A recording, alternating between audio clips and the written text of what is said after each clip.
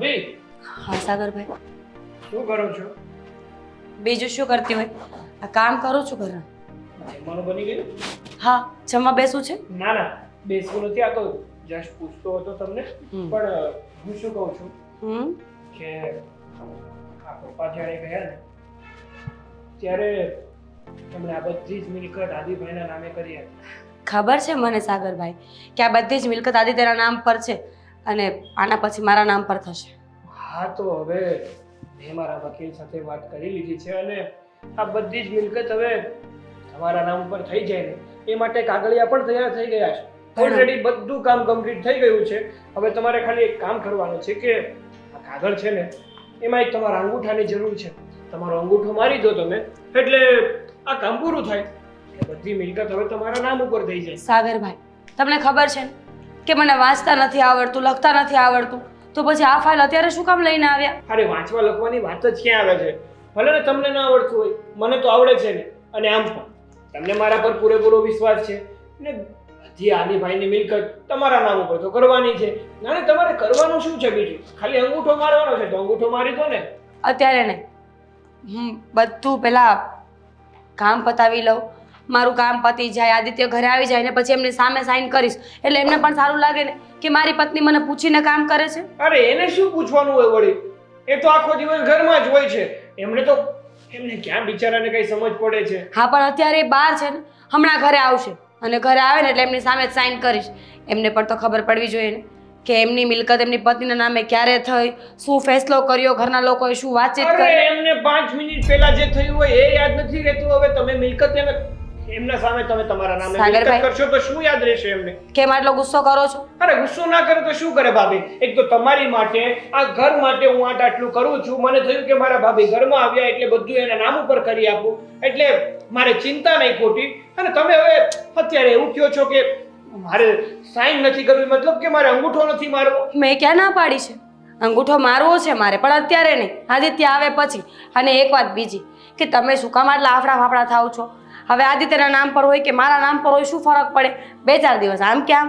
મારા પપ્પા આવવાના છે. ફરક પડે, કારણ કે જો આ કાગળિયા બનાવતા ઘણો સમય નીકળી જાય છે. આ તો મારો વકીલ મિત્ર છે ને એટલા માટે જલ્દીથી જલ્દી કાગળિયા તૈયાર કરી આપ્યા. અને તમારે વધારે કરવાનું શું છે? ખાલી અંગૂઠો લીધો અને આમ મારી દીધો.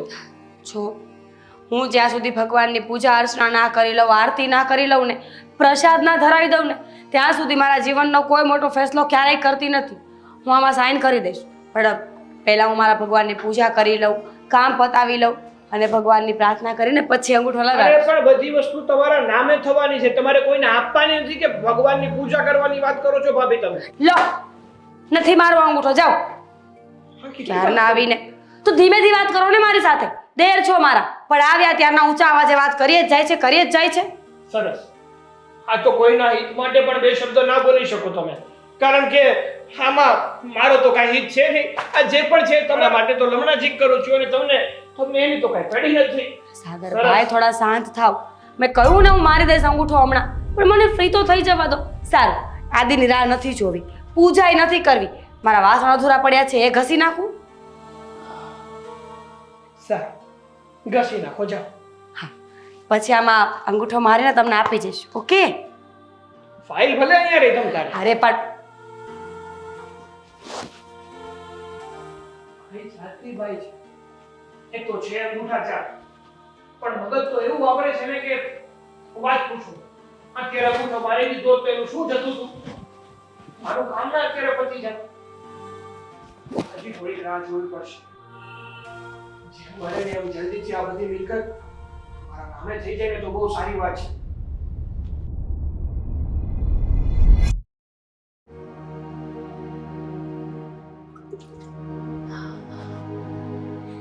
દામિની, સારું થયું અહીંયા મળી ગઈ. મારે તારી સાથે વાત કરવા આવું.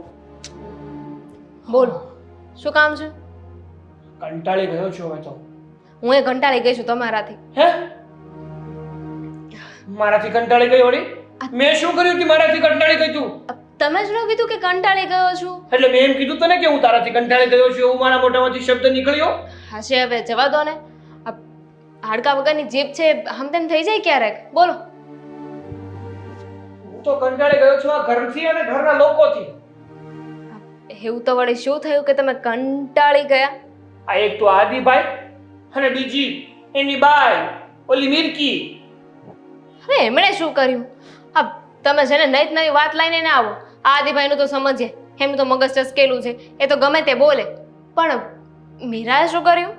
તો સાંભળ, તને તો ખબર જ છે ને કે આપણે આદિભાઈના નામ ઉપર જે પણ કઈ આ મિલકત છે ને એ બધી આપણા નામ ઉપર કરવી છે. ધીમે બોલો ને પહેલા. ઘરમાં છે ને કોઈ સાંભળી જશે. સાંભળ્યું નથી કે દીવાનને કાન હોય છે? હા ભાઈ હા, ધીમે. ખબર જ છે ને કે આપણે આપણા નામે કરવી છે. હા. એટલા માટે મેં મારા વકીલને કીધું હતું કે જેમ બને ને એમ જલ્દીથી જલ્દી કાગળિયા બનાવી દે. હા, તો કાગળિયા બનીને તૈયાર થઈ ગયા, આવી પણ ગયા મારી પાસે. અને થોડીક વાર પહેલા હું ભાભી પાસે ગયો હતો કે મીરા ભાભી, તમે છે ને જુઓ, આ બધી જ મિલકત આદિભાઈના નામ ઉપર હતી અને પપ્પાએ કીધું હતું કે જ્યારે આદિના લગ્ન થાય ને એટલે બધી મિલકત આપણે આદિના પત્નીના નામે કરવાની છે. એટલે હવે આપણે તમારા નામ ઉપર બધી મિલકત કરવાની છે. બધું કમ્પ્લીટ થઈ ગયું છે, તમારે ખાલી એક અંગૂઠો મારવાનો છે. તો શું કીધું? ના પાડી દીધી કે એમાં એવું છે ને કે જ્યાં સુધી મારો પતિ ના આવે ને ત્યાં સુધી હું આવું કાંઈ ના કરી શકું. મારે એની હાજરીમાં જ અંગૂઠો મારવો છે અને એમાંથી મેં મનાવ્યા. મેં કીધું એને કઈ ખબર પડતી નથી, એ 5 મિનિટ પહેલાનું પણ ભૂલી જાય છે, તો તમારે એની હાજરીમાં કરીને એના હાજરી વગરમાં કરો, શું ફેર પડે છે? હા, એક કામ ન કરી શક્યા તમે? ભગવાન, હા, બધા નંગ તમે મારા નસીબમાં જ કેમ લખ્યા છે? એટલે તને શું લાગે છે કે મારાથી કામ ન થઈ શકે એવું? હા. પણ એના બાના જેવા હતા. માં નજી મેં હાજીભાઈના ચક્કરમાંથી એને બારા કાઢ્યા તો શું કહે છે મને ખબર છે? એમ કહેવા લાગે કે હજી મેં ભગવાનની પૂજા નથી કરી અને જ્યાં સુધી હું ભગવાનની પૂજા ના કરું ને ત્યાં સુધી હું આવા સારા કામ કરતી જ નથી. અરે પણ તમને એટલું બધું લાંબુ કરવાનું કોણે કહ્યું હતું? સીધી રીતે કહી દેવાની કાલે આ પેપર છે, એના પર અંગૂઠો મારી દો અને આપણે આવી છોકરી. વાહ, જાણે મેં તો કેમ એને એમ કીધું હશે કે તમારે આ કાગળ ઉપર અંગૂઠો મારવાનો છે ને એ પહેલા તમારે છે ને આ ઘરના 10 ચક્કર મારવા પડશે. 10 ચક્કર પૂરા થાય એટલે રસોઈ બનાવવાની, રસોઈ બની જાય પછી ભગવાનને જમાડવાની, ભગવાનને જમી લે પછી અમે જમી લઈએ ને પછી અંગૂઠો મારજો. એવું કહેવાનો અર્થ છે તારો? અરે કહેવા એમ માંગુ છું કે તમારાથી એટલું કામ ના થયું. હવે ત્યાં જઈને એને ખાલી કહેવાનું જ હતું ને તો એટલામાં બધું થઈ જાય. આપણે આવી છોકરી શું કામ લાવ્યા? ભણેલી ગણેલી છોકરી ન હોય એવી છોકરી શું કામ લાવ્યા કે આપણે ફટાફટ આપણું કામ કરાવી શકીએ? અને તમે એટલું એ ના કરી શક્યા કામ. વાહ, એક કામ કર્યું, ન થયું મારાથી આ કામ ના થયું. એક કામ કર, તું જ જા, આ ફાઇલ પણ ભાભી પાસે જ છે, તું છે ને એમનો અંગૂઠો એ ફાઇલમાં મરવી લે. હું જોઉં છું કેવો મરવી લે છે અને જેમ બને ને એમ જલ્દી તું ફાઇલમાં એનો અંગૂઠો મારી દે ને એટલે બધી પ્રોપર્ટી આ મારા નામે થઈ જાય. હા તો શું છે હમણાં? એક મિનિટ શું કીધું? હા, બધી પ્રોપર્ટી આપણા નામે થઈ જાય. ના, મને સંભળાણો જ નહીં, મારા જ ખાલી સંભળાણો. હા પણ હવે મારું કે તારું, બધું આપણું જ છે ને. ના હો, એવું કંઈ નથી કરવાનું. હું સાઈન કરાવીને લાવીશ ને તો મારો પણ ભાગ નીકળશે આમાં. અને હું સાઈન કરાવું કે ના કરાવું, આ પહેલેથી આપણા બધાની વાત થઈ હતી. તમારી મમ્મીની અને મારી આપણી વાત થઈ હતી ને કે આ પ્રોપર્ટીના સરખા ભાગ પડશે. તો આ મારી પ્રોપર્ટી ક્યાંથી આવી? હા, પણ હું ક્યાં ના પાડું છું? અને તું અને હું કઈ અલગ છીએ? આપણે બે પતિ પત્ની છીએ. મારું છે એ તારું છે ને તારું છે એ તો મારું છે જ ને. શું ભરોસો તમારો? વાહ, શું ભરોસો! પારકો કરી દીધો ને. કઈ વાંધો નહીં. ખબર કે તું આમ એક વાતમાં મને પારકો કરી દે.